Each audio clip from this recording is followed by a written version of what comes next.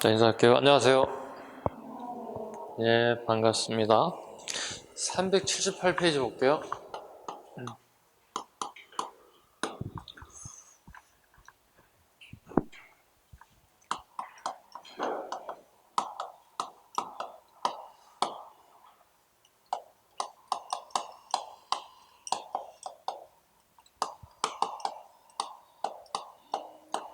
자, 오늘 1교시에는 이런 내용들을 할 거예요. 붕당, 위속 논쟁, 그 다음에 한국 이런 거 하겠습니다. 자, 붕당부터 한번 볼게요.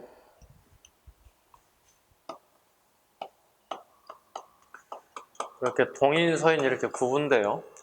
언제쯤일까? 조선시대에 붕당의 출발점은 선조부터 보는 게 일반론적입니다. 자, 동인과 서인이 처음 낮은 원인이 있습니다. 원인 또는 배경을 한번 잡아볼게요.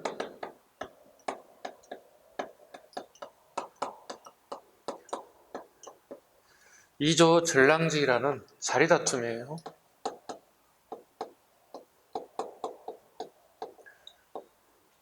동인과 서인이 한 번씩 돌아가면서 이 자리를 차지하게 되어 있었어요. 근데 서로 두 번씩 욕심을 부려서 상대당에 의해서 공격을 받았다. 그리고 당이 쪼개지게 되었다. 처음으로. 얘네들은 전부 출발점은 어디 같습니까? 얘네들은? 출발점은 사림이었겠죠. 사림으로 출발했던 애들이 두 개로 쪼개졌다. 동인과 서인으로 쪼개졌다. 그 이유는 이조 전랑직 때문이다. 이조 전랑직은 뭐냐? 정오품의 정랑과 합쳐집니다. 정육품의 자랑을 합쳐서 이와 같은 자리가 만들어졌다 보시면 돼요. 지금 얘기하는 것들 하나하나가 전부 다 시험 문제가 될 수 있고 대부분 많은 부분에 기출이 적용됐던 문제들이다. 이 정도는 알고 계셔야 됩니다. 그래도 이조 전랑이 어느 정도 중요한 자리인지를 우리가 알고 있어야 되겠죠. 네, 기본적으로 자대권을 가지고 있습니다. 권한입니다. 권한. 자대권. 추천한다는 거예요. 누구를? 후임자를 추천하는 권한을 가지고 있다는 거예요. 막강한 권한입니다. 지금 하고 있는 건 여러분들이 379쪽 오른쪽 봐보세요. 붕당의 원인의 부분에 보시면 나와 있을 겁니다. 붕당의 원인 부분에 제일 밑에 부분에 보시면 나와 있을 겁니다. 자대권을 가지고 있고 그 다음에 통청권을 가지고 있어요. 자대권 그 다음에 통청권을 가지고 있다. 통청권은 3사의 추천권을 갖다가 얘기합니다. 3사는 우리 다 아시죠? 사원부, 사관, 홍문관을 3사라고 합니다. 얘네들 권한을 가지고 있더라. 네. 낭청권도 가지고 있죠. 세 가지 권한을 가지고 있습니다. 네. 살림을 추천할 수 있는 권한을 가지고 있죠. 관직에 나올 수 있게끔 추천하는 권한을 가지고 있더라. 엄청나게 많은 권한을 가지고 있죠. 누가요? 이조 전랑직이요. 여기에 추가되자면 책에 나와 있지 않겠지만 가장 중요한 게 또 있습니다. 살림들의 정보가 여기 한 군데 다 집합된다, 규합된다 이런 표현을 씁니다. 엄청난 권한을 가지고 있고 붕당의 뿌리를 전체를 다 흔들 수 있는 정도 중요한 요직 중에 하나였다. 이조 전랑직. 이걸 가지고 치열하게 얘들이 싸우게 됐다. 동인, 서인이 싸우게 됐다. 자, 첫 번째 동인이 누가 있는지 봐야 되겠죠. 김효원이라는 사람이 있고 여기는 심의겸이라는 사람이 있어요. 자, 여기는 신진사림이라고 부르는 새롭게 진출한 신진사림 얘기합니다. 여기는 기성사림이다 이렇게 얘기합니다. 이 사림 세력이 치열하게 싸웠다는 거예요. 김효원과 심의겸이. 자, 심의겸은 명종비의 오라비, 오빠입니다. 자, 보시죠. 심의겸이 2조 전량직 자리를 한 번 이렇게 하게 돼요. 한 번 하게 되면 반대쪽 넘어가야 되는 게 통상 정상적인 방법이었어요. 근데 심의겸이 한 번 더 욕심을 내는 거예요. 이렇게 욕심을 더 내는 거예요. 그래서 김효원이 심의겸과 결정적인 원인 중에 하나 이건 중인데 두 번하고 세 번 할 수 없거든요. 그래서 김효원이 한 번 넘어오는 겁니다. 김효원이 가만히 보니 심의겸도 두 번 했잖아.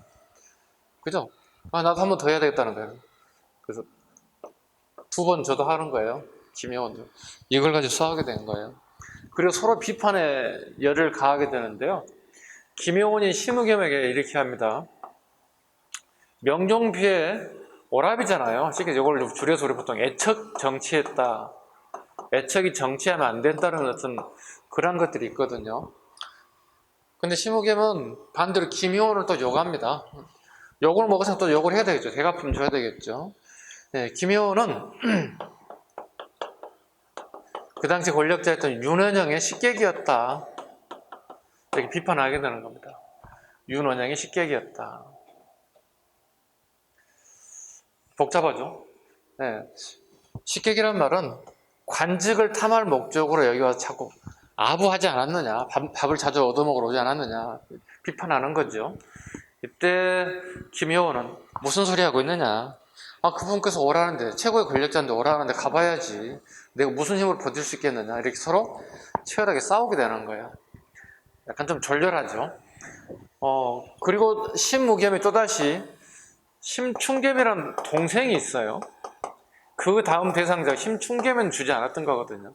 참고로 꼭 알아야 할 게 있습니다.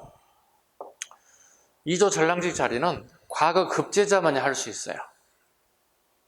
이해가셨죠? 과거 이 사람은 결국 뭐야? 다 공부를 잘했던 사람들이에요. 네, 잘했던 사람들이 싸우는 대표적인 사건이 동인과 서인의 붕당의 원인 중에 하나가 2조 전량직이었다. 시험에 너무 많이 나올 거고요. 언제 나와서 아무런 문제가 없는 정도의 중요성을 가지고 있다 보시면 되겠습니다. 자, 이렇게 동인 서인이 쪼개졌죠? 네. 자, 한번 보겠습니다. 주로 동인이 누가 있는지 대표적인 사람들이 오늘 알다시피 이항 같은 사람, 여기가 이희 같은 사람이에요. 그러니까 우리가 이항, 이희가 시험에 잘 나오는 이유가 어디 있겠어요? 학문적으로 뛰어나지만 붕당의 영수였다는 거예요. 붕당의 영수였기 때문에 시험에 너무 잘 나올 수밖에 없어요. 다시 동인이 쪼개집니다. 남인과 북인으로 이렇게 하면 쪼개집니다. 이렇게. 쪼개지는 원인은 한 두 가지 정도 있습니다. 첫 번째, 정열이 모반 사건입니다.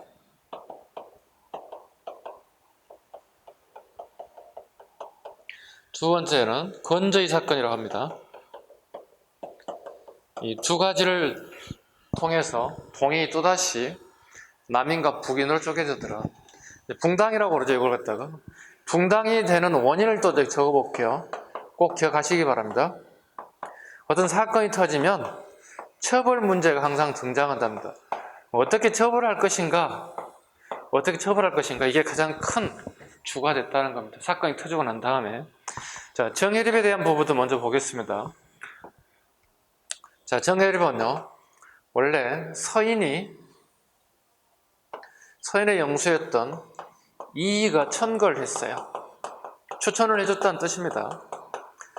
중요 요직에 처음 발령 날 수 있었겠죠. 근데 정해립이 이렇게 추천을 받았음에도 불구하고 선조하고 사사건건 대립을 하게 됩니다. 그리고 서인의 정책과 정해립이 생각하는 정책이 맞지가 않아요.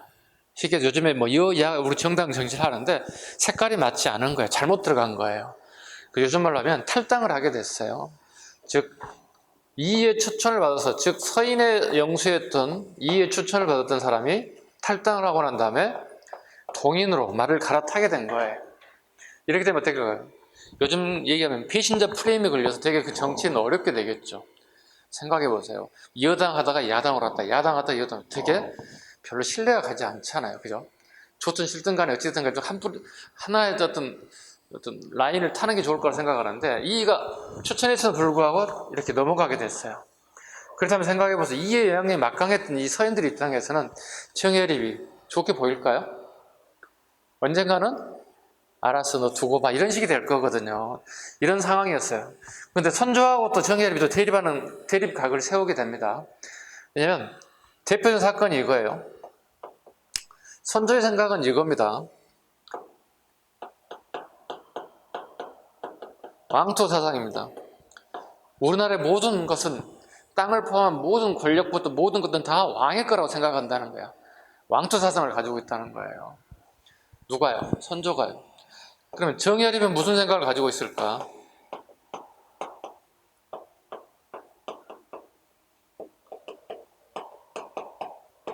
공적 물건이라는 거지. 이 세상은 당신 게 아니고 모두의 것이라는 거예요. 공적인 물건이라는 거예요. 자, 대한민국이라는 땅을 한번 생각해봐. 다 땅 주인에 있지만 전체 크게 보면 어떻게 대한민국 땅이지, 우리 모두의 땅이지 개인의 땅이라고 볼 수는 없잖아요. 이런 생각을 가지고 있었다는 거예요. 그래서 이 두 분이 대립될 수밖에 없어요. 결과적으로 정예립이 관직을 박차고 나갈 수밖에 없었어요. 그래서 자기 고향으로 가는 거예요. 정예립은 원래 전라북도 전주 사람이었어요. 전주 사람이었어요. 전주로 낙향하게 됐죠. 전주 옆에 전라북도 진안군이라는 데가 있어요. 지금도 있어요, 그죠? 네. 진안 내에 죽 돌아가는 섬처럼 되어 있는 깊은 산속입니다. 섬도자가 들어갈 때 섬인가 봐, 섬으로 들어갔나 봐, 그게 아니고요. 섬처럼 생긴 깊은 산속입니다. 여기에서 사병을 모아서 양성하게 되었습니다. 그리고 애구가 침범했을 때 공을 세워서 애구를 격퇴하기도 하였다. 이 결과 훈포장을 받았어요. 전라도 관찰사로부터. 뭐 문제 없죠. 애구가 침범이 와서도 우리가 격퇴시켰던 건 당연히 훈포장을 받을 수 있죠. 고맙도 받을 수 있잖아요. 왜냐하면 강군의 숫자가 한정적이잖아요. 너무 많지는 않잖아요. 격퇴하게 됐다는 거예요. 자, 그런데 이게 문제가 됐어요. 무슨 문제가 됐을까요? 아무 문제가 없잖아요. 훈포장까지 다 받았으니까. 근데 누가 노려보고 있어요?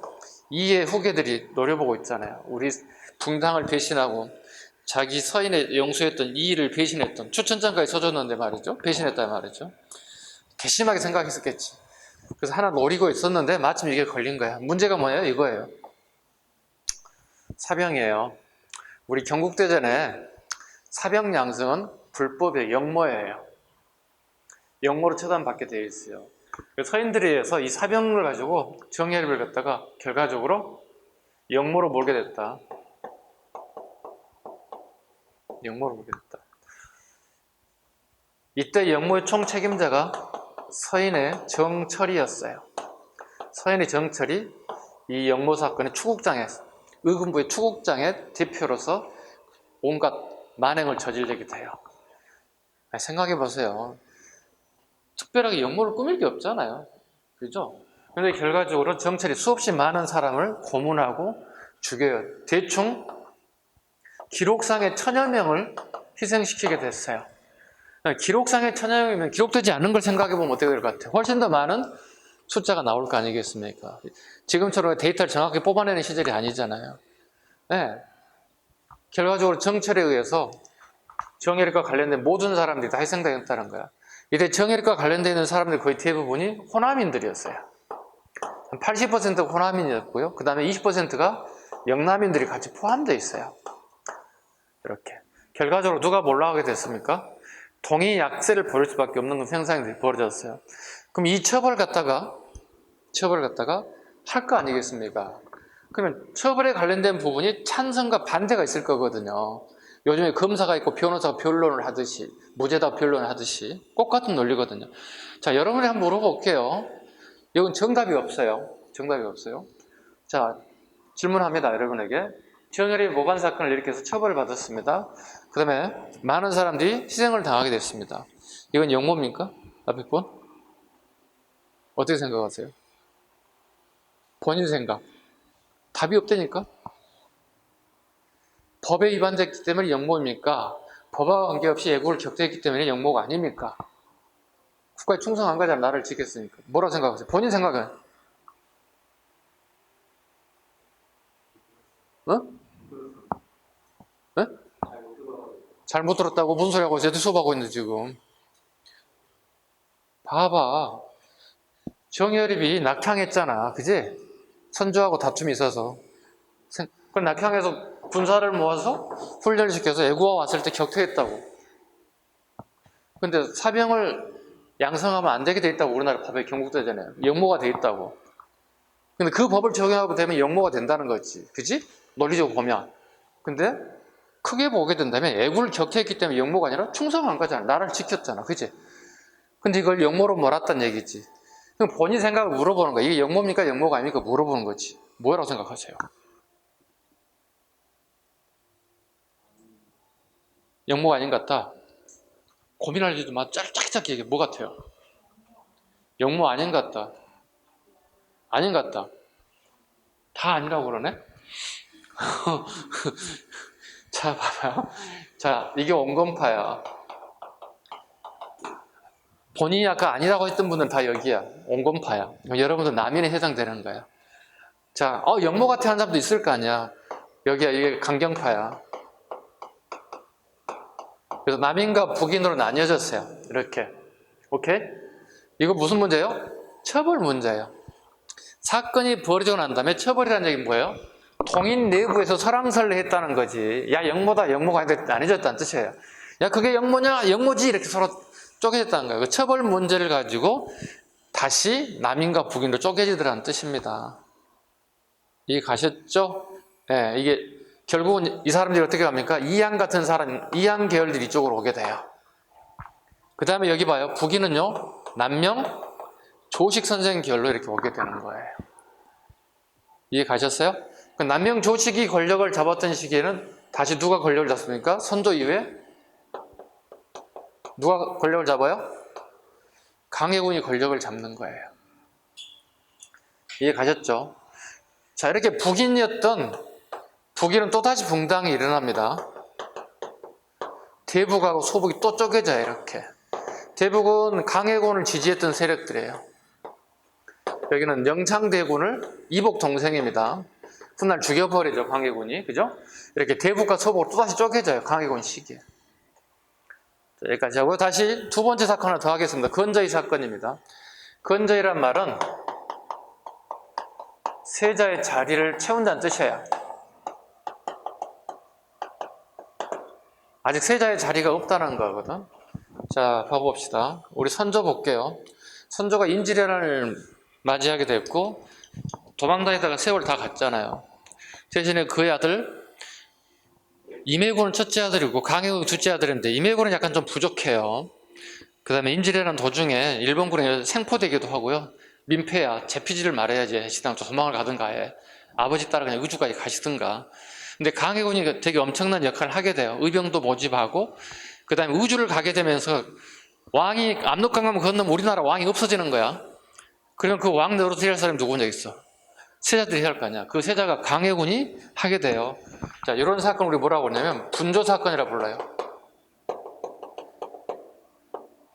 분조 사건이란 선조가 의주로 튀잖아요. 그죠? 봐봐, 서울에서 개성에서 평양, 폐강에서 의주까지 간단 말이에요. 그럼 왕의 권한이 다 사라지게 왕이 없잖아요. 즉 국가의 총 책임자가 사라지는 거잖아요. 그죠? 최종 결정권자가 사라져버린 거잖아요. 그럼 어떻게? 분조, 나눌 분자예요. 이 국가의 정책과 모든 부분을 책임져야 할 사람이 그의 아들에게 준단 말이야. 그래서 강해군이 분조를 하게 되면서 임진왜란을 슬기롭게 이겨냈단 말이에요. 그런데 정철이라는 사람이 보세요. 여기에서 서인의 영수 역할을 하지는 않았지만 서인의 책임자로서 상당수의 동인들을 제거하게 됐단 말이에요. 그러면 이 정철의 업적이라고 보겠죠. 그 당시 업적을 통해서 이 사람이 좌의정의 자리를 앉게 됐단 말이에요. 넘버 2가 됐다는 뜻이에요. 기존에 영의정이라는 사람도 있었겠죠. 여기가 이산해예요. 이산해. 그 다음에 우의정이 있겠죠. 여기가 유성룡이라고요. 넘버 1, 2, 3가 이렇게 전부 다 이렇게 정해져 있는데 여기만 유일하게 뭐예요 지금? 붕당이 서인이에요. 여기는 뭐예요? 동인이에요. 자, 이렇게 조선에는 불문율이 하나 있는데요. 삼정승 안에 들게 되면 왕에게 시무책을 건의해야 돼요. 그래서 정철이 이산에 유성룡 대공을 모아요. 붕당은 다르지만 모아서 정승 자리에 올랐기 때문에 어떻게 축하주를 한 잔씩 해야 되겠죠. 아, 축하드립니다. 이렇게. 그러면서 정철이 이제 고민거리 중에 하나가 시무책, 개혁책을 하나 건의해야 되는데 두 대감께서 좀 자문을 구합니다. 이렇게 했다는 거예요. 두 분이 뭘 어떻게 얘기하겠어요? 어떤 거 생각하세요? 물어봤겠지. 그랬더니 정철이 지금 현재 우리나라에 선조 나이가 40이 넘었다고, 그지? 참고로 조선시대의 남성들의 평균 수명이 37에서 38세예요. 왕이 건강 케어를 되게 잘함에도 불구하고 42세, 43세 전후에 죽어요. 결국 일반인과 별 차이가 없어요. 되게 의료 혜택을 잘 받음에도 불구하고 기껏해 4살 내지 5살 정도밖에 더 살지 못하는 거예요. 별 차이 없는 거잖아요. 우리가 85세 죽나 82세 죽나 별 차이가 없는 거잖아요. 물론 전체적으로 연령대가 올라간다면 참 좋겠지만, 자, 이런 와중에 이제 무슨 일이 벌어지냐면 선조의 생각은요, 다른 생각을 하고 있는 거예요. 분조 열심히 하고 국가 임진왜란을 잘 슬기롭게 이기는 강해군이 당연히 올라가는 생각해야 될 거 아니에요. 그래서 정철이 이 대감들이 얘기합니다. 나는 강해를 왕으로 추천하고 싶습니다. 즉 세자로 추천하고 싶습니다. 건재란 말은 자리를 채운다 그랬잖아요. 그래서 광해를 추천하겠다는 거예요. 광해군을 세자로 추천하겠습니다. 이렇게 했다는 거예요. 그 두 대감들께서 괜찮다고 이렇게 호의적으로 얘기했다는 거예요. 그 다음날 아침에 가서 이제 왕에 건의하는 날짜가 됐어요. 그런데 이산의 대감 어제 술을 좀 많이 먹고 술병이 나서 아침에 출근을 못한 거야. 대신 유성룡이 따라간 거지. 그래서 선조에게 건의를 하지. 그래, 오늘 시무책 하나 오셨나요? 물어보는 거지. 전하, 실은 우리나라에 이러이러한 부분이 부족하옵니다. 광해를 세자로 요구합니다. 건저히 세자 자리를 채우시기 바랍니다. 전하의 나이 아직 미약한 게 아니라 나이가 40이 넘어서 언제 죽을지 모릅니다. 그렇잖아요. 그럼 세자 책봉되지 않으면 무슨 문제가 발생될까요? 여기서 모두 다 세자 자리를 노리고 치열한 싸움이 벌어질 거 아니겠습니까? 그걸 막기 위해서 미리 정해놓은 거거든요. 네, 책봉하기도 하는 거죠. 근데 선조는 딴 생각을 하고 있는 거예요. 네. 광해가 뭐냐면 적장자가 아니란 말이야. 첫 번째 부인에 난 아들이 아니란 말이지. 그렇기 때문에 선조 고민하고 있는 거잖아요. 뿐만이 아니라 이 사람 마음속에 여기 있어요. 이제 꼬맹이거든요.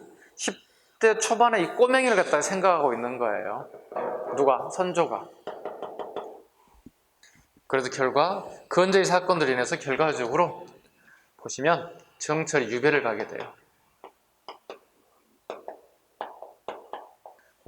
유배가 쓴 여러분 국어책에 나온 게 이게 뭐예요? 삼위인국이에요. 삼위인국이에요. 나는 죄가 없다. 저 나쁜 놈들 때문에 유배를 왔다. 누구 때문에? 반대당의 얘들 때문에, 동인들 때문에 유배 왔다. 이산해라든가 유성룡 때문에 유배 왔다. 이런 식의 글이 삼위인국이라고 보시면 돼요. 이 결과 건재의 사건을 계기로 마찬가지로 강경파와 온경파로 또 나뉘게 되었다. 이게 동인서연에 대한 전반적인 흐름이다 보시면 되겠습니다. 어때요? 좀 이해 가셨어요? 자, 서인이 또 봐볼게요. 서인이 또 붕당이 이루어진 거 한번 볼게요. 남인과 북인으로 또 쪼개져요. 또다시. 그러면 원인이 또 있어야 되겠죠. 남인, 북인 쪼개진 원인이 또 있어야 되겠죠. 첫 번째, 유학사건, 경신한국이라고 부릅니다. 경신한국 또는 유학사건 이렇게 얘기합니다. 하나 더 있어요. 해니십이라는 게 하나 있습니다. 요건 9급에 자주 나오는 거고, 해니십이는 주로 이제 7급 준비하는 친구들에게 가끔 물어보는 기출이 자꾸 뜨고 있는 부분인데, 최근에 9급에는 나온 적 없습니다. 그렇다고 9급에 안 나오기 때문에 하지 마세요 말할 수가 없습니다. 나오면 누가 책임질 거예요? 그죠? 선생님 이거 안 가르쳐 주셔서 그런데 어떻게 책임질 수는 없잖아요. 그죠? 책임을 떠넘기기 위해서 하겠습니다. 여러분에게 지식을 넓혀주기 위한 게 아니라 선생님이 책임을 떠넘기기 위해서 경신왕국 한번 보겠습니다. 자, 경신왕국. 이게 순서를 좀 뒤로 가면 훨씬 더 편할 텐데 일단 해볼게요. 자, 남인의 영수, 캡틴이란 뜻이죠. 영의정이었던 허적대감이 왕으로부터, 이때 왕은 누구냐면 숙종임금입니다. 숙종임금이 허적의 조부니까 할아버님이 되겠죠. 조부님에게 시호를 내리는 날이었어요. 시호. 국가를 위해서 큰 일을 했던 사람들에게 주는 거예요. 여러분 되게 쉬워요. 여러분들 이순신 앞에 뭐 붙어? 응? 그게 시호야. 충무공이잖아요. 국가에 충성한, 무로서 충성했던 공을 세웠다 해서 충무공이 되는 거거든요. 되게 영광스러운 거잖아요. 이분도 마찬가지죠. 여기는 이제 문인들은 문이 붙고 무인들은 무자가 붙어요. 그래서 진주대첩 인질안에 김시민 장군도 시호가 충무공이에요. 그러니까 무가 붙었을 경우 엄청나게 가장 최고 높은 반열의 시호를 받은 거거든. 여기도 마찬가지예요. 문에 대한 시호가 붙었어요. 그래서 이제 집에 잔치가 벌어지는 거야. 잔치가 벌어지는데, 자, 보시면, 허적 집안에서 온통 다 잔치가 벌어지는데, 문제는 이거였어요. 오늘처럼 비가 주룩주룩 왔단 말이에요. 그럼 한옥집에서, 옛날 한옥집 생각해봐. 손님이 100명 이상이 오는데, 그 한옥집에 전부 다 이 사람들 커버할 수가 없다는 거예요. 이런 사람들 갖다가. 그렇지 않을까요? 그럼 어떻게 해야 돼? 마당에다 어떻게? 천막에서 좀 쳐야 되겠죠. 비를 좀 막아야 되겠죠. 가림막을 막아야 될 거 아니에요. 이때 허적대감 집에서 그 가림막을 칠 수 있는 유악이라 부릅니다. 이런 유악을 가져다 씁니다. 요즘 뭐냐고 하면 천막, 또 영어로 하게 되면 텐트, 이 정도로 번역할 수 있을 것 같아요. 유악을 가져다가 써서 행사를 마무리하는 거예요. 집에서 천막 좀 쳐야지. 비 좀 막아야 되니까. 자, 그런데 이 유학이 문제가 하나 있어요. 뭐냐면 참 웃기는 법이 하나 또 있어요. 이게. 조선이라는 나라는 이 텐트를 갖다가 왕의 허가를 받아야 돼. 왕의 허가를 받아야 되는 거예요.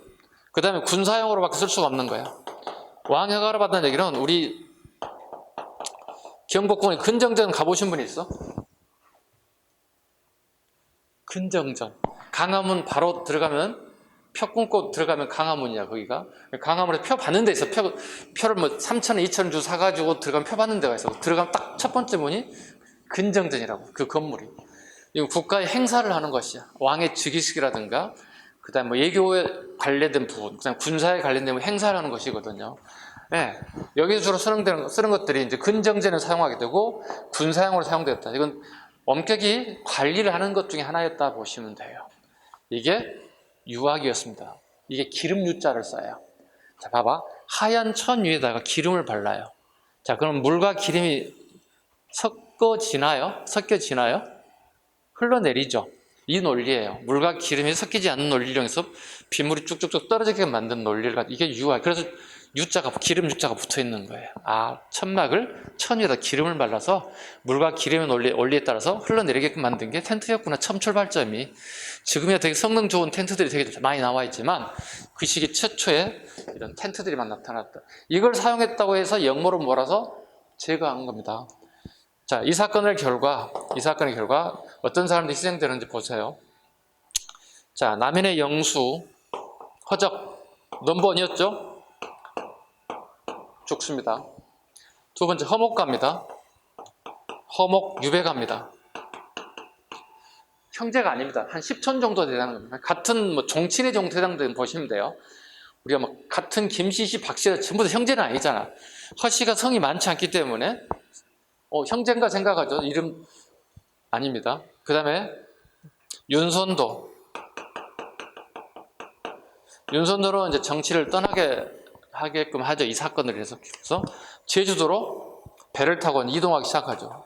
근데 도중에 서해안을 타고 가다가 전라도 안도쯤 도착했을 때 땅이 너무 여기 보길도라고 하는 데 있습니다. 되게 아름다운 것 같아요. 한번 가봤는데 여기에 멈춰요. 스톱. 여기서 정착하게 돼요. 너무 섬이 아름다워요. 제주도에 가서 좀 심신을 단련하고 정치로부터 멀어지려고 했던 마음이 보길도에서 딱 수도하게 됐어요. 너무 아름다워서. 이게 작년 기출문제잖아요.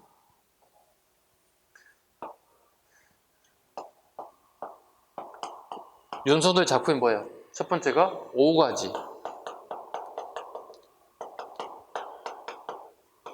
아니, 애딴 섬에 혼자 갔으면 얼마나 애롭겠어.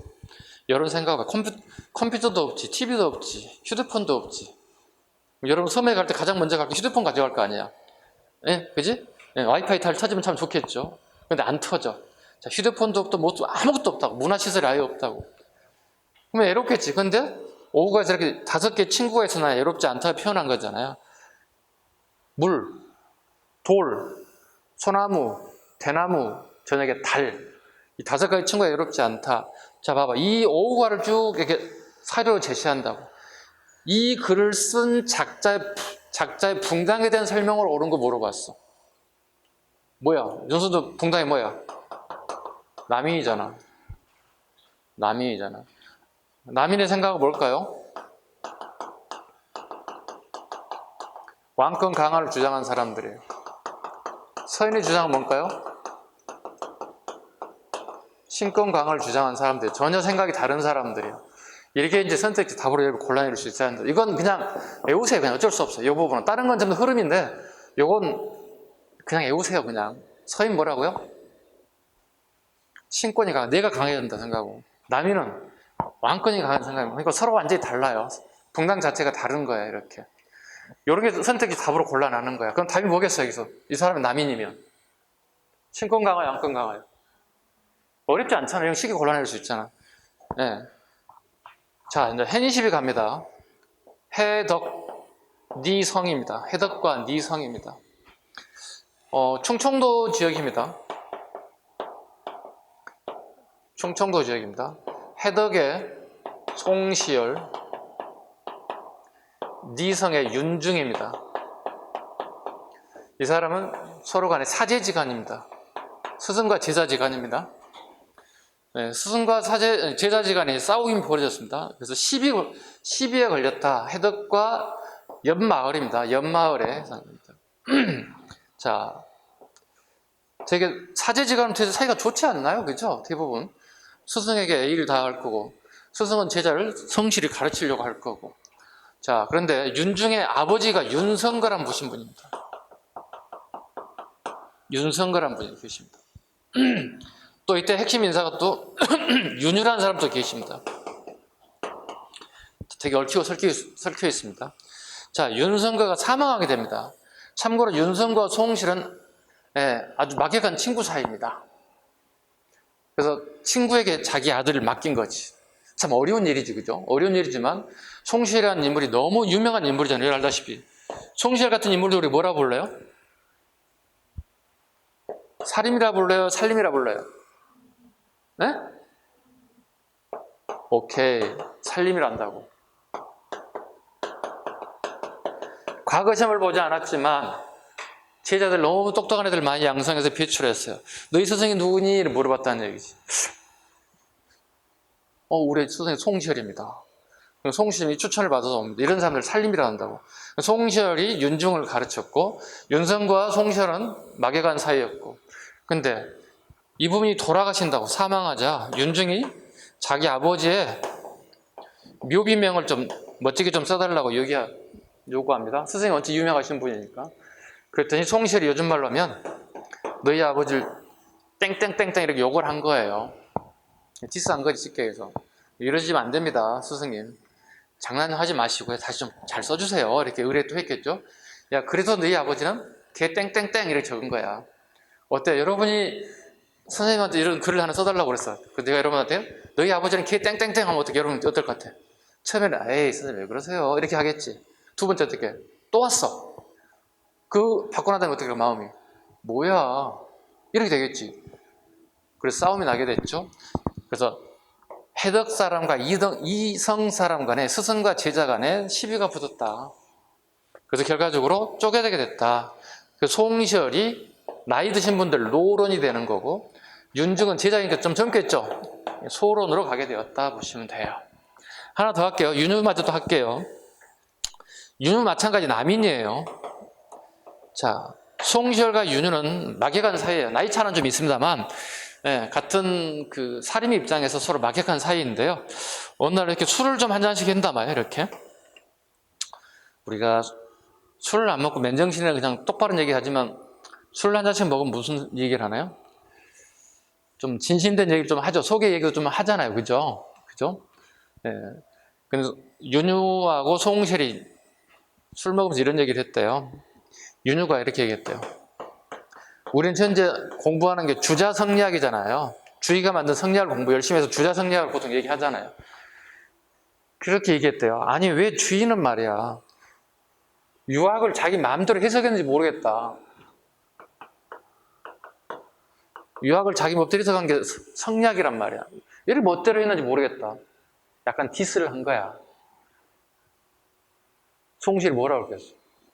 감히 너 따위가 감히 스승이라고 할 수 있는 주의를 욕을 해? 이렇게 된 거예요. 그 결과 윤유가 훗날 사문난적으로 몰려 죽여요. 사문난적으로 친구를 죽이는 거예요. 누가? 송시열이 윤유를 제거하는 거예요. 사문난적이라는 단어도 알아두셔야 됩니다. 사문난적. 스승을 배신하고 남자스러운 적이다 이렇게 하는 거예요. 스승은 곧 윤유를 얘기합니다. 그러니까 성리학자들은 거의 대부분 주의를 스승으로 삼습니다. 우리 스승을 배신하고 난잡스러운 적들, 붕파 막 이런 뜻이에요. 되게 나쁜 의미로 해석되는 단어들인데요. 결국은 희생까지 시켰다. 자, 요거 하나 사문날 좀 알아주셔야 되고, 그다음 윤유 또 알아야 될 게 또 있어요. 두 개 또 있습니다. 자, 윤유는 남인이라고 그랬지. 자, 봐봐. 남인은 무슨 생각하고 있나요, 여기? 왕권 강하잖아요. 자, 봐봐. 서인들 한번 생각해봐. 서인들 정권에서 우리가 정묘호란과 병자호란을 겪죠. 병자호란을 겪었다고. 그리고 서인들이 정권을 계속 유지하기 위해서 하는 게 뭐예요?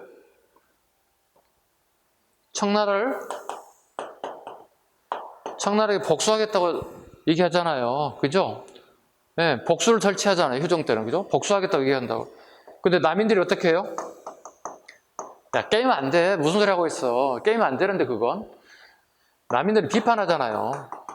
왜? 현실을 정확하게 파악하고 있잖아요. 청나라가 너무 세다는 걸 알고 있어요. 쉽게 얘기해서. 비판해요. 근데 똑같은 남인이었던 윤유는 다른 생각을 해요. 이때 청나라에서 마침 5.3개의 난이 발생하게 됐어요. 이 허점이 좀 생겼어요. 이 허점이 생겼기 때문에 이걸 노려서 공격을 하자고 주장한 게 윤유예요. 그러니까 윤유는 남인의 공통적인 생각에서 약간 다른 생각을 하는 사람이야. 그러니까 이게 나오는 거야. 그래서 남인의 생각을 물어보는 경우도 있고 윤유의 생각만 따로 물어보는 경우도 있단 말이야. 즉 청나라 애들이 한족을 지배하는데 거기에 지방간들을 파견해서 일일이 다 통치하고 있단 말이야. 근데 그쪽에 약한 부분에서 반란 사건이 발생했단 말이야. 그러면 청나라 군에서 분란이 발생하기 때문에 그 혼란의 틈을 이용해서 우리가 복수를 하기 위해서 쳐들어가자. 누구의 주장이라고요? 윤유예요. 원래 윤유는 뭐라고 붕당이요? 남인이라고. 남인의 생각은 뭐라고요? 청나라에게 우리가 복수할 수 있다? 못한다? 못한다. 서인들은 복수하기도 설치고 있는데 정권 유지적으로 까불고 있는 거니까 까불지 마 이렇게 하고 있는 거거든. 서인과 남인의 정치적 색깔 좀 다른 사람들이란 말이에요. 그래서 색깔은 다르지만 일부 윤유 부분은 서인의 생각, 동조하는 부분이 발생하더라. 근데 그건 조건부예요. 이 사건이 발생했을 때 하자는 거였지 청나라가 엄청난 군사를 가지고 있는데 그걸 하자고 한 것은 너무 무모한 주장이 될 수도 있었겠죠. 같이 잡으시기 바랍니다. 자, 어디 좀 이해 갔어요? 예, 기본적으로 잡아야 됩니다. 좀 지울까 생각을 하는데 지워도 되겠어요? 지웁니다. 필요해요? 메모 필요해? 지울 거라 생각하고 있는데. 자, 지울게요.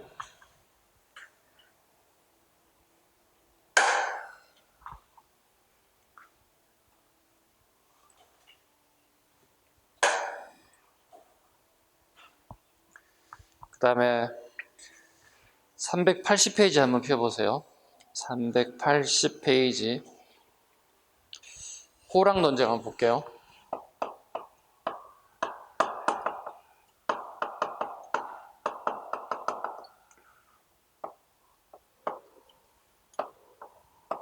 자, 호랑 논쟁 보겠습니다.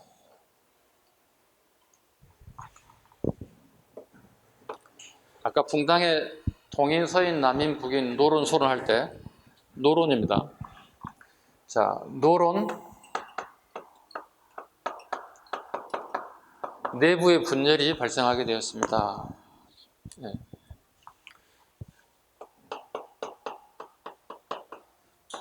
줄이 주기할 때 주기설에 주장하는 노론 내부의 분열이다. 또 참고로 처음 오신 분도 계시네. 반대되는 개념이에요. 줄이론과. 여기는 이항의 주장이죠. 주기는 누구예요? 이의 주장이에요. 주기, 줄이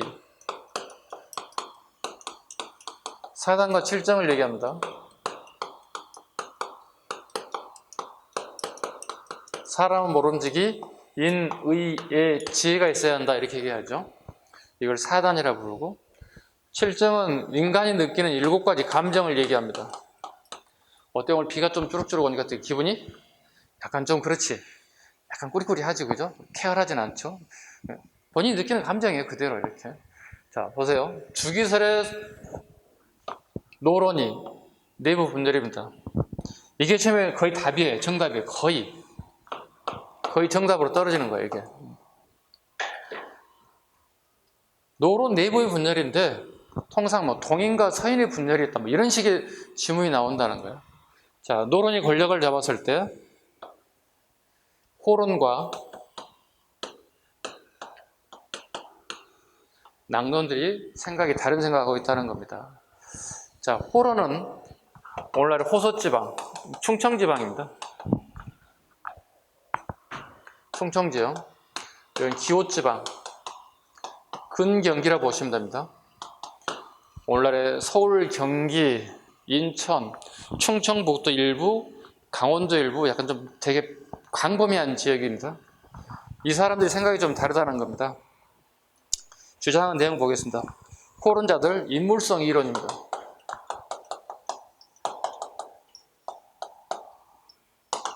여기 인물성 동론 이렇게 주장하죠. 인물성 이론, 인물성 동론. 내용 볼까요?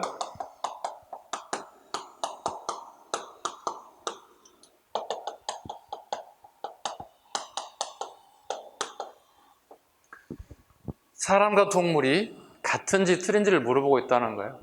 충청도 사람들은 사람과 동물이 다르다고 생각하고, 기호지방 사람들은 사람과 동물이 같다고 생각한다는 뜻입니다. 동물이란 청나라입니다. 우리가 청의 문화를 수용해야 됩니까? 말해야 됩니까?를 물어보는 거예요. 이때 충청도 사람들, 호론자들은 절대로 청의 문화를 수용할 수 없다고 주장하는 사람들이에요. 대신에 기호지방 사람들, 낙론자들은요, 청나라의 발전된 문물을 수용해야 됩니다. 이런 주장이에요. 이해 가셨죠? 어려운 거 없어요. 자, 여기 주장하는 사람들이 조금 있죠. 충청도 지역 사람들, 요 사람들은 전부 다 원래 출발점이 송시열이에요. 송시열의 제자들이 나뉘어지는 거예요. 이 사람들은 여기를 주장하는 사람들, 주로 이제 권상하 같은 사람들, 그 다음에 권상하의 제자 이간 같은 사람들이 주장을 했다. 하나하나가 다 되게 중요한 지문들이니까 꼭 잡으셔야 돼요. 되게 쉬워요. 되게 쉬운 지문이 꼭 기억하셔야 됩니다. 대부분 물어본 다음에 옳은 것 아니면 옳지 않은 거 물어보기 때문에 사람 가지고 일단 장난칠 수는 있을 것 같고요. 그럼 요걸 가지고 살짝 장난칠 수 있을 것 같아요. 인물성 이론이냐 동론이냐. 다르리자입니다. 이자가 다르리자를 쓰는 거예요. 동론, 같을 동자를 쓰는 거죠. 이렇게. 됐죠?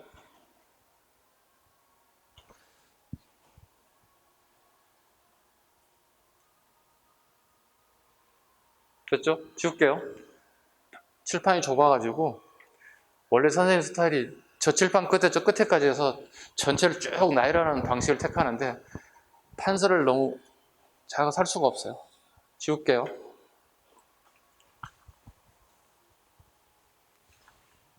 자, 그 밑에 보시면 이제 예속 논쟁에 대한 부분을 좀 하겠습니다. 자, 예속 논쟁은 우리 쉽게 해서 너무 시험에 잘 나오는 부분이다. 자, 보겠습니다.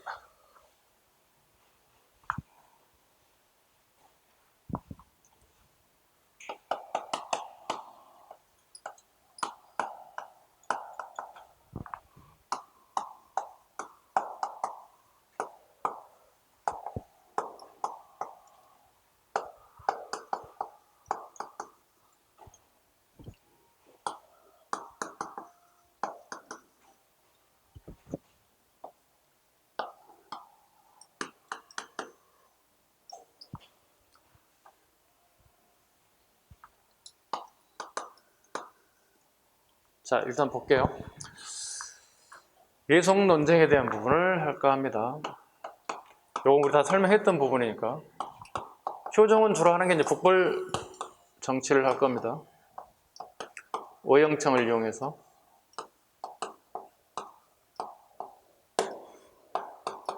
군사력을 강화했다. 인조는 우리 알다시피 정묘호란과 병자 호란을 겪었고, 강해군은 우리 알다시피 중립외교 정책, 기존의 명과 새롭게 커가고는 후금애들, 이 여진족애들과의 관계를 좀 중립외교를 펼치려 했던 부분, 결국은 이와 같은 정책들로 인해서 인조 반정을 통해서 이복 동생에게 왕권이 빼앗겨지는 상황이 됐겠죠. 자, 효종임금. 자, 병자호란때 보겠습니다. 첫 번째 소현세자, 두 번째 복림동원. 이 순서를 꼭 잡아주셔야만이 예속 논쟁을 이해갈 수 있을 겁니다. 조선의 왕위 계승권자는 거의 대부분 누구예요? 장자 우선 원칙이에요. 세자 책봉할 때 큰아들이 우선 책봉된다는 거예요. 자, 그럼 소현세자와 복림동 둘 다 전부 다 어디에? 청나라에 끌려갔어요. 볼모가 됐다. 청나라의 볼모가 됐다. 요즘 말로 인질이 되고 말았어요. 자, 볼모 기간이 끝나서 다시 조선으로 귀국을 하게 됩니다. 두 친구가 전부 다 귀국을 하게 됐어요. 귀국하기 전에 먼저 상황을 보면 소현세자는 청나라의 왕족과 고위 관료들과 되게 친하게 지냈다는 거야. 청나라의 왕족, 그 다음에 고위 관료들과 되게 친분 관계를 유지했다. 뿐만 아니라 소현세자의 부인이었던 강시분이라는 분도 있는데, 이분도 되게 어떤 그 경제적 비즈니스가 되게 발전되어 있어서 돈을 되게 많이 벌었던 인사다. 되게 아버지에 비해서 소현세자는 되게 똑똑한 인사 중에 하나였다. 복림대원은 자기 형이 소현세자이기 때문에 그 이상의 자리를 넘볼 수가 없는 상황이죠. 항상 그 자리를 지켜야 되는 상황이 되겠죠. 근데 소현세자와 아버지 인조 사이가 안 좋아지는 게 하나 발생하게 되는데요. 인조가 북벌 정치를 하거든요. 왜냐하면 인조는 서인 정권이거든요.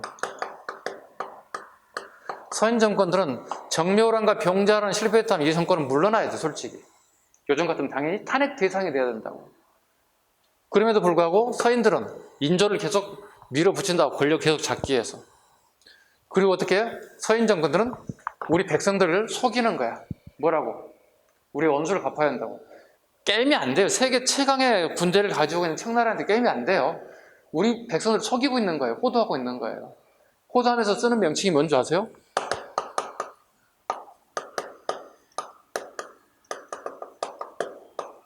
이렇게 주장한다고.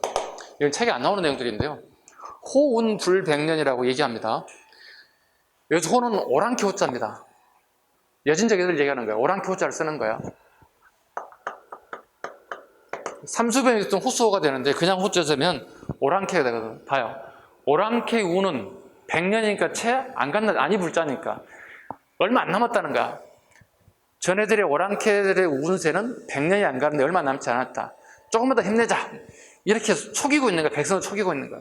자, 그럼 양국 간에는 조선과 청나라 사이에 엄청나게 많은 스파이들이 하려고 하고 있어요. 얘네가 지금 똑같지 않을까요? 스파이들이. 그럼 이와 같은 정보가 청나라에 보고될까 안 될까? 당연히 보고되겠지.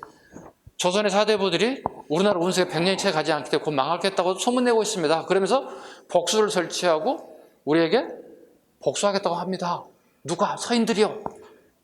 그럼 청나라에서 이 소식을 듣고 청나라 항시를 어떻게 할까? 누구에게? 인조에게 압박을 가하겠지. 프레스를 가하겠지. 뭐라고? 너희 세계 까불지 마 이렇게 되겠지. 까불면서 뭐라고? 협박을 뭐랄 거야? 왕 교체서를 흘려요. 살짝 흘리는 거야. 요즘 말로 언론에서 살짝 흘리면 어떻게 돼? 언론에서 뻥튀기 하듯이 흘리는 거예요. 인조에도 이게 기가 들어갔겠죠. 까불지 말로. 교체한다는 말에 이제 신경 쓰이는 거야. 그럼 교체 대상이 누구라 생각할까? 지금 청에 잡혀간, 인질로 잡혀있는 소현세자가 되게 친하게 잘 지낸다. 고위 관료 왕실과. 그럼 첫 번째 아들인 소현세자와 바뀌겠다는 생각을 할까 안 할까? 인조가. 그렇지. 그럼 스파이가 이제 청나라를 대상으로 스파이 활동했던 애들이 우리 조선 사람들이 누구를 상대로 붙어야 되는 거야, 이제. 부자 간의 권력 다툼이 나타날 수 있는 현상이 벌어진 거야. 아버지가 자기 큰아들에게 정보를 계속 붙여주는 거야. 되게 안타깝지 않나요? 좀 아빠 입장에 좀 쫌스럽지 않나요? 동의하셔도 돼요. 저는 제일 싫어해요, 인조를. 왜냐면 국난을 2번이나 겪었잖아요. 2번을 겪었음에도 불구하고 책임지지 않으려고 하잖아요. 그죠? 국민들로부터 세금도 많이 걷고 군대 많이 놔주세요. 국방을 막 강화시키는데 엄청나게 국민들이 힘들어지는 거예요, 이게. 그렇잖아요. 세금 많이 걷다가 난 먹을 것도 없는데. 그다음 아들내미들 다 데려가서 군대 근무하게 시키게 만든다고. 부모 입장에 얼마나 힘들겠어요. 그죠? 근데 아들마저도 이제 압박을 가해서 힘들어지는 거예요. 자, 인조가 이런 상황에서 소현사자 봉인들이 인질에서 풀려서 다시 왔어요. 자, 그럼 어떻게 왕과 신하들 전부 다 맞이할 거 아니에요. 고생했으니까. 왕족이 왔으니까. 대를 이해하려 들어왔잖아요. 근데 소현세자가 오자마자 이런 걸 합니다. 지금 청나라 문화가 엄청나게 발전했다. 군사력도 어마어마무시하다. 우리가 복수를 할 수 있는 상황이 아니다. 우리는 청과 어떤 외교 관계를 맺을 건지 좀 생각해 봐야 된다. 그리고 대표적인 청의 문화를 막 가져온 거야. 자, 이게 만원경이고, 응? 멀리 볼 수 있는, 이게 무슨 기구고, 요즘 말로 치면 이게 휴대폰, 최신 휴대폰이고, 뭐 막 설명하는 거야. 청의 문화가 되게 앞선 문화를 갖다가 막 소개하는 거야. 막 가져오기도 하고. 선진화된 그 과학 기술 책도를 가져오기도 해요. 서인들이 생각합니다. 야, 이 자식이 왕 되고 다 죽었겠다 생각하는 거야. 그렇잖아요. 그런 며칠 지나서 소현세자가 우리 알다시피 의문사예요. 병명이 없어요. 죽었는데 온몸에 검은색 반점이 일어나서 죽었다는 거예요. 그럼 검시관들 어떻게 당연히 와서 검시를 다 할 거 아니야. 근데 그 다음날 바로 장례를 치라고 명령을 해버렸어요. 자, 일반인이 죽어도 어떻게 검시관이 와서 다 검시하고 왜 죽었는지 원인을 찾고 혹시 타살이나 의문사가 있는지를 다 조사하고 장례를 치른단 말이야. 사망사건이 됐다면. 병사사건이 아닌 이상은. 근데 하물며 앞으로 대를 이해할 적통자인 세자가 죽었는데 왕이 바로 장례를 치르게끔 만들었어요. 자, 그렇다면 생각해봐. 부인이 있을 거 아니야. 소현세자 부인이 있을 거 아니야. 이게 이제 강씨 부인이야. 강씨 부인이 어떻게 인조가 있는 침전에 사정전에 들어간다고.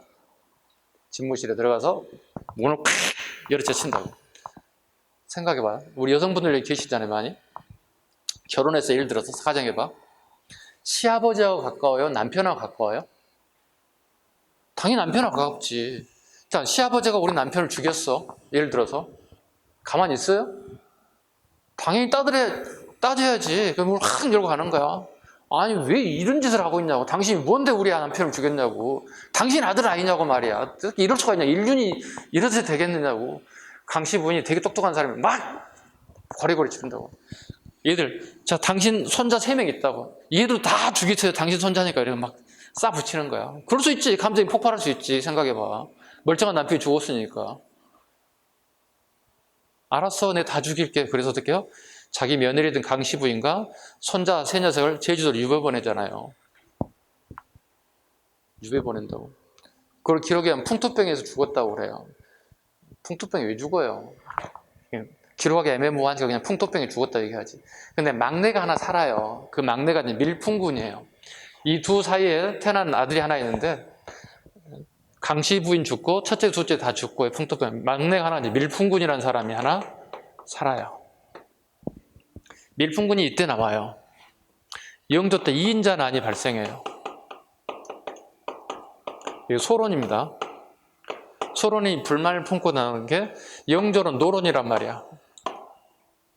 즉 서인 내부의 분열이 노론과 소론으로 분열됐을 때 2인자가 밀풍군을 누군가 하나 자기가 왕이 될 수는 없잖아요. 왕족이 아니니까. 역성혁명이 아닌 이상 불가능하잖아요. 그럼 같은 이시 중에 왕으로 삼을 만한 사람이 누구냐? 하나 남아있는 게 밀풍군이야. 즉 소현세자의 적장자이기 때문에 소현세자의 아들이기 때문에 적장자이기 때문에 이 사람을 몰아내겠다는 거야.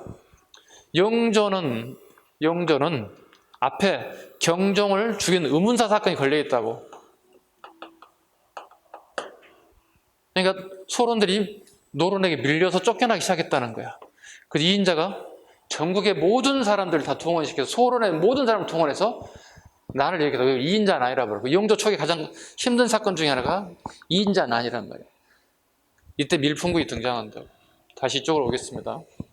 자, 좀 이해 가셨죠? 현정 볼게요. 자, 예속 논쟁에 대한 부분을 하려고 합니다. 예속 논쟁이란 예법에 대한 송사가 걸렸다는 뜻입니다. 번역하게 되면. 자, 예법이 송사가 걸렸다. 효종이 임금이 사망합니다. 첫 번째, 기예의송이라고 합니다. 이걸 1차 의송이라고도 합니다. 두 번째, 갑인의송이 한 번 더 발생하는데요. 이걸 2차 의송이라고도 합니다. 효종 임금이 사망했을 때 그의 아들 현종이 아버지에 대한 장례를 치르는 거예요. 그런데 예법에 대한 문제가 발생했다. 송사가 걸려있다. 자, 그런데 보세요. 인조의 계비인 자의대비 조씨가 살아있어요. 자의대비 또는 조대비 아무 말 써도 상관없어요. 자, 쉽게 얘기해서 자기 작은 할머니가 살아계신 거 현정 입장에서는 그럼 효종 임금의 작은 어머니인 거야. 쉽게 얘기해서 이분이 즉 자의대비가 복상 문제가 걸려있어요. 이걸 몇 년을 이을 것인가 걸려있는 거예요. 자, 보겠습니다. 서인과 남인의 생각이 달라요. 자, 서인은 1년을 입어야 된다 생각하고 있고요. 남인은 3년을 입어야 된다 생각하고 있어요. 누가요? 이분이 옷을 몇 년을 입냐는 얘기, 하얀 소복을 몇 년 동안 내가 궁궐에서 입고 있어야 되냐 물어보는 거야. 왕이 죽었기 때문에. 그러니까 왕의 어머니지만 친어머니 아니고 작은 어머니시지. 배달은 어머니시잖아요. 서인들은 1년을 주장하고 남인들은 3년을 주장하는 거예요. 별거 아니에요. 요즘에 딱 3일상 하면 끝나잖아요, 우리가. 그죠? 근데 니네들이 지금 1년 입자는 거예요. 3년 입자는 거거든요. 근거가 뭐냐면, 법적 근거가 뭐냐는 얘기야. 서인들은 주자가래를 얘기합니다. 여기는 국조 오례를 주장합니다. 주위가 쓴 간혼상제가 있죠. 사대부들은 주자가래가 가장 대표적인 간혼상제거든요. 간혼상제 예법을 따라야 한다. 여기는 왕이기 때문에 그냥 국가 왕실의 예법을 따라야 한다. 뭐야 이게 도대체? 별거 아닌 것 같은데 결론은 뭐죠? 서인들은 효종 임금을 안 본다는 거예요. 이해 가요? 왜? 첫 번째 아들이 아니라 복림대군이기 때문에, 복림대군이 효종의 자리에 앉았기 때문에 임금을 안 본다는 거예요. 뭐로 본다는 거죠? 사대부로 본다는 거예요. 그러니까 자리 대비가 1년만 입어야 한다. 남이는 뭐예요? 3년을 입어야 한다. 서인은 이렇게 합니다. 이걸 예법을 왕사동례라고 합니다. 이걸 왕사부동례라고 합니다. 왕과 사대의 예법은 같아야 한다. 왜? 주작 아래에서 말하는 거거든요. 왕과 사대의 예법이 같아야 한다.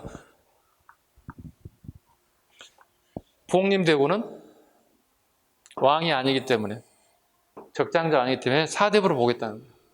그러니까 왕과 사대부는 예법이 같아야 한다. 뭐가 다른 게 있느냐? 남인들은요, 왕사 부동례 아니 불자입니다. 자, 이때 현조인 결정해 줍니다. 선이 승리하게 됐습니다. 2차 갑니다. 또 누가 죽었나요? 효정비. 효정비가 사망한 거, 여기는.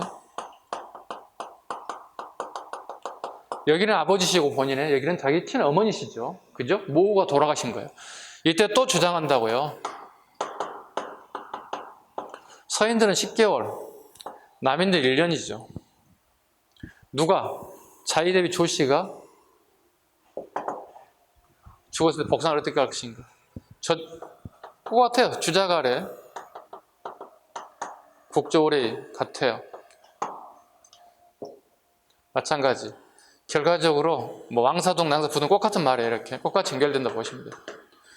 이때 누가 승리하느냐? 여기는 남인이 승리하게 돼요. 이게 예속 논쟁에 관련된 부분이에요. 그럼 별거 아닌데 시험이 너무 치면 잘 나온다는 거예요. 자, 여기서 좀 어느 정도 좀 붕당의 직권 순서가 나오지 않나요?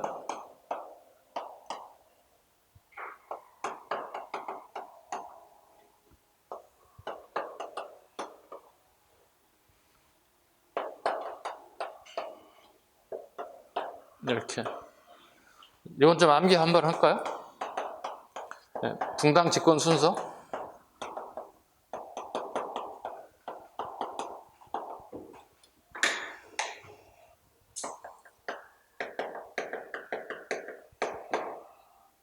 북, 서서, 줄여도 상관없으면 하나로 묶어도 상관이 없습니다만, 통상 북, 서서남 이렇게 외우시면 돼요. 북, 서서,남. 붕당 직권 순서, 북, 서, 남. 예속 논제까지.